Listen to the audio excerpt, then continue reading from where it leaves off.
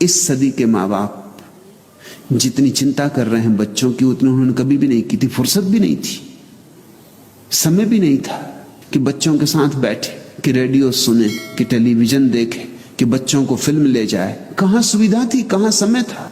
रोटी रोजी पूरी नहीं हो रही थी। बच्चे जल्दी ही प्रौढ़ हो जाते थे। ये तुमने ख्याल किया?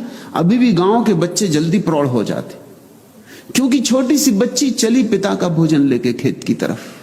उतनी छोटी बच्ची शहर की किसी काम की नहीं, उस पर तुम कोई भरोसा नहीं कर सकते। वो अपनी भोजन ठीक से कर ले वही मुश्किल मालूम होता। पिता का भोजन क्या खाक ले जाएगी। गांव की छोटी बच्ची घर का भोजन बनाने लगती।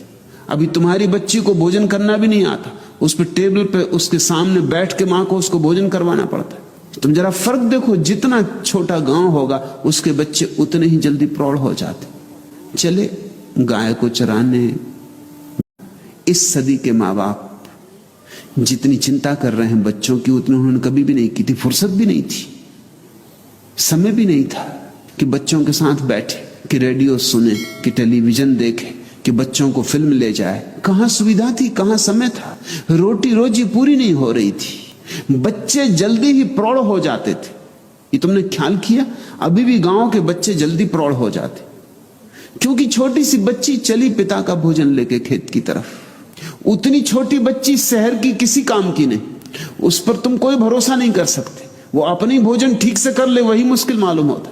पिता का भोजन क्या खाक ले जाएगी। गांव की छोटी बच्ची घर का भोजन बनाने लगती। अभी तुम्हारी बच्ची को भोजन करना भी नहीं आता, उस पर टेबल पे उसके सामने बैठ के मां को उसको भोजन करवाना पड़ता है। तुम जरा फर्क देखो, जितना छोटा गांव होगा उसके बच्चे उतने ही जल्दी प्रौढ़ हो जाते। चले गाय को चराने।